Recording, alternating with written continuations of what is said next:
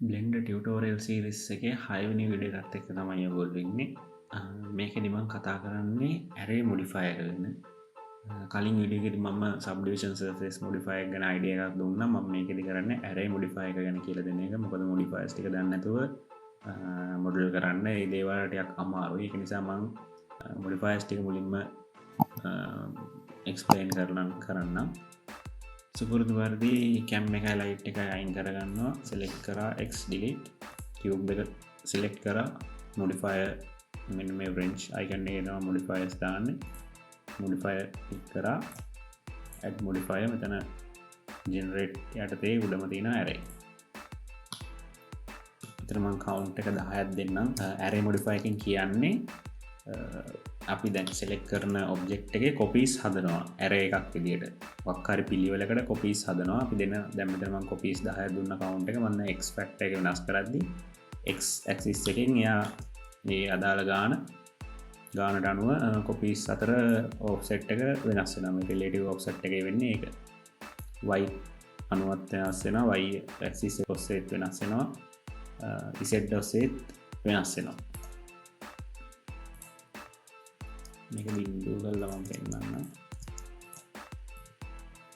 y ඔස්සේ වෙනස් වෙනවා.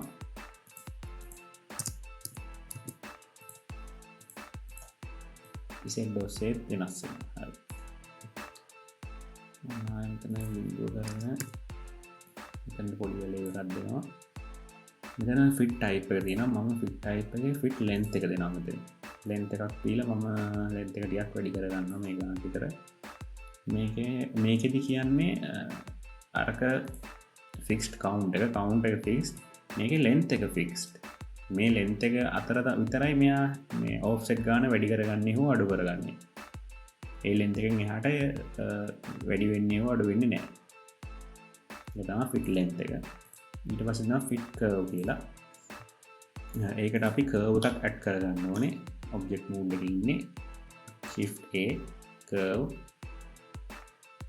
ඇඩ් කරගන්නම් පාත් එක. හරි. දැන් අපි මේ cube එක select කරලා අපි මේ array එකට modify එකට දෙන්න ඕනේ මොන curve එක යටතේද මෙයා වෙනස් වෙන්නේ කියලා. ඒක දෙන්නේ මෙතන මේ තියෙන tab එකෙන් මේක click කරලා මෙන්න මේ path අපි දැන් දාගත්ත path එක මෙන්න මේක select කරාම array එක දන්නවා මෙන්න මේ path එක අනුව තමයි වෙනස් වෙන්න ඕනේ. ඒක නැත්තම් තව විදිහට මෙන්න මේ eyedropper එක ක්ලික් කරලා මෙන්න මේ path එක උඩට ගෙනිච්චාම එතන වැටෙනවා object path කියලා. ඒකට ක්ලික් කරාම path එක පෙන්නනවා. දැන් මම මෙතනින් path එක select කරගෙන edit mode එකට ගිහිල්ලා path එක වෙනස් කරලා බලනවා ඒක අනුව වෙනස් වෙයිද කියලා. මෙන්න මේ point එක මම select කරලා grab කරනවා x වලින්. එතකොට අපේ path එක අනුව copies ගන්න වැඩි අඩු කරගන්න පුළුවන්. හරි. දැන් මම edit mode එකෙන් අයින් වෙලා cube එක select කරගෙන ආයෙමත් fixed count එක දෙනවා. ඒකෙන් lazy මට කියලා දෙන්න දේවල්.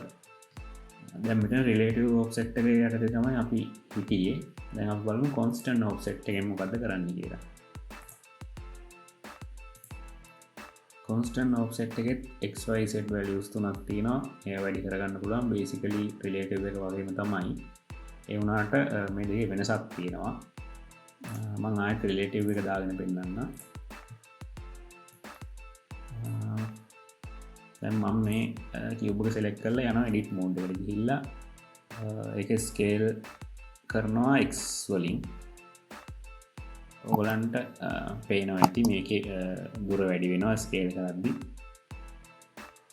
object තියෙන තැනත් ඒ අනුව වෙනස් වෙනවා. දැන් මම යනවා constant offset එකට. constant offset එකට ගිහිල්ලා ඒ දේම කරද්දී object එකේ තැන වෙනස් වෙන්නේ නැතුව offset එක විතරක් මේ දෙක offset අතර දුර විතරක් එයා අපි වෙනස් කරන එකට අනුව කරගන්න. ඕක තමයි මේ constant එකේ relative එකේ වෙනස. object mode එකට යන්න. හරි. ඊළඟට තියෙනවා object offset. මොකක් හරි object එකක් දීලා අපිට පුළුවන් ඒකට අනුව offset කරගන්න. අර නිකන් path එකේ වගේ fit curve එකේ වගේ path එකක් දීලා ඉස්සෙල්ලා කරේ ඒ වගේ මොකක් හරි මෙතන ඔබ්ජෙක්ට් එකක් දෙන්න ඕනේ අපිට කැමති ඔබ්ජෙක්ට් එකක් දෙන්න පුළුවන් මම මෙතන දෙනවා empty ඔබ්ජෙක්ට් එක මේ empty කියන ඒවා අපි ගන්න මේ වගේ වැඩවලට තමයි මොකද ඒක කැමරාවට පේන්නේ අපිට ඕන ඔබ්ජෙක්ට් එකක් ගන්න පුළුවන් මේවා කැමරාවට පේන්නේ මොකුත් නැහැ අපි තව මොකක් හරි එකක් හැන්ඩල් කරන්න තමයි මේක ගන්නෙ මේක හැබැයි පේන්නේ නැහැ මම plain axis එකක් ගන්නම්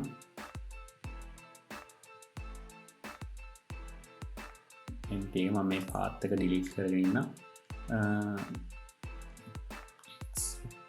හරි මේ තියෙන අපි ගත්ත empty එක දැන් මම cube එක select කරලා cell වගේමයි මෙයාට දෙන්න ඕනේ අපේ empty එක මොකක්ද කියලා eyedropper එක click කරලා empty එකට ගිහලා click කරනවා count එක මම දැන්ට 20ක් දෙනවා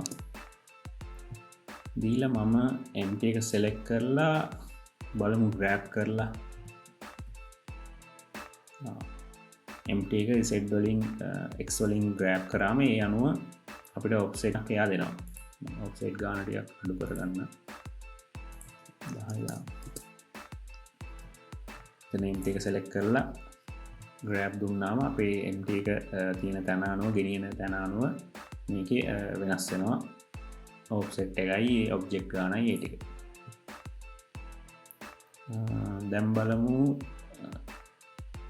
පොඩ්ඩක් අපි ආයේ x වලින් grab කරමු මේක ඊට පස්සේ අපි බලමු scale කරලා දැන් empty එක select කරලා දෙන්නේ s press කරලා scale කරලා බලමු එතකොට අර empty එකට relatively අර වගේ scale එක වැඩි වෙනවා මම මේ ගන්න ඕනේ කියලා අතාරින්නම් දැන් බලමු rotate කරලා rotate කරද්දි z වලින් rotate කරමු rotate කරද්දි පේනවා ඒකේ rotation එක අනුව අපිට මේ වගේ rotate කරගන්න පුළුවන් arrays ටික දැන් ඔයගොල්ලන්ට තේරෙනවා මේ වගේ animation එකක් වුණත් අපිට හදාගන්න පුළුවන් මේ arrays භාවිතා කරලා මේ වගේ වැඩ තියෙනවා මම පොඩි දෙයක් හදලා පෙන්නන්නම්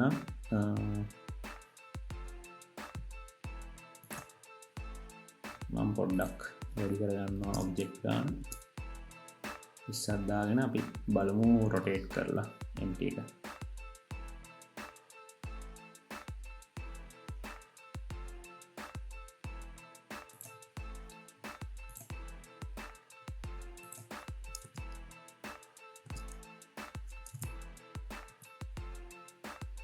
මම මෙතන relative offset එක on කරලා එතෙන්ද z value එකක් දෙනවා මේක z වලින් විතරක් move කරගන්න පේනවා ඇති spiral එකක් හැදලා තියෙනවා තා පොඩ්ඩක් count එක වැඩි කරමු අපි උඩ view එකෙන් බලමු මේ වගේ ලස්සන objects ටිකක් copies ටිකක් හැදලා තිනවා මේ arrays වලින් මේ වගේ නෙමෙයි ඊට වඩා මාර abstract animation බව හදන්න පුළුවන් මේ arrays වලින් මේක අපිට rotate කරලා empty එක rotate කරලා animation හදන්න පුළුවන් මේ වගේ අමුතු විදිහේ මේවා මේ පොඩි දේවල් ඊට වඩා ලොකු ලොකු වැඩ කරන arrays වලින් හරි ඔය ටික තමයි මට අද කියලා දෙන්න ඕනේ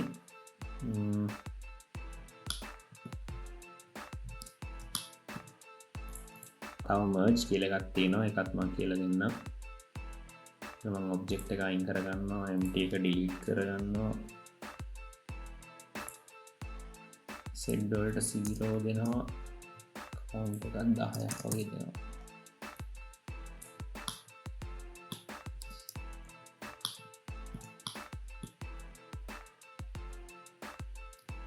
merge එක click කරාම මොකද වෙන්නේ අපිට පුළුවන් මෙතන distance එකක් දෙන්න දශම දෙක දෙමුකෝ දීලා මම මේකේ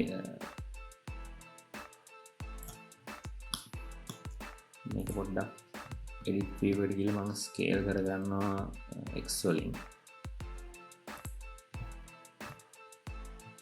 දැන් මම මේකේ extract එක අඩු කරනවා අඩු කරද්දී එක වෙලාවක් එනවා මේගොල්ලෝ එකිනෙක වදිනවා එතකොට වෙන්නේ මම wireframe mode එකට යන්නම් set press කරලා wireframe මේකෙදි වෙන්නේ මේගොල්ලෝ එක එක connect වෙනවා merge chain කරන්න එච්චරයි වැඩි ලොකු දෙයක් නෙමෙයි මේවා මේ faces එකිනෙක connect කරන එක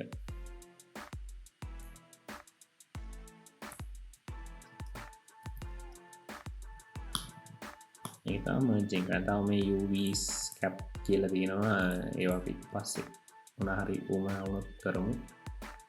හරි, මේක තමා ඇරේ මොඩිෆයි එක තියෙන දේවල් ටික. ඊළඟ පාර මම කතා කරනවා බෙවල්. අපි කතා කරා අපි බෙවල් ගැන තා පොඩ්ඩක් මේ බෙවල් මොඩිෆයි කියන්න මොකක්ද කියලා බලමු. බෙවල් බූලියන් මේ බිල් දනම්මනන්නම් එච්චර යස් වෙන්න යස් වෙන වෙලාවලදී කතා කරමු. ස්කින් සෝල්ඩිෆයි සබ්ඩෂන් සර්ෆේස් ඕටික තාමං බේසිකලි කතා කරන්න හිතාගෙන ඉන්න. එනම් ඊළඟ විඩියගෙන් හම්බුවෙන්.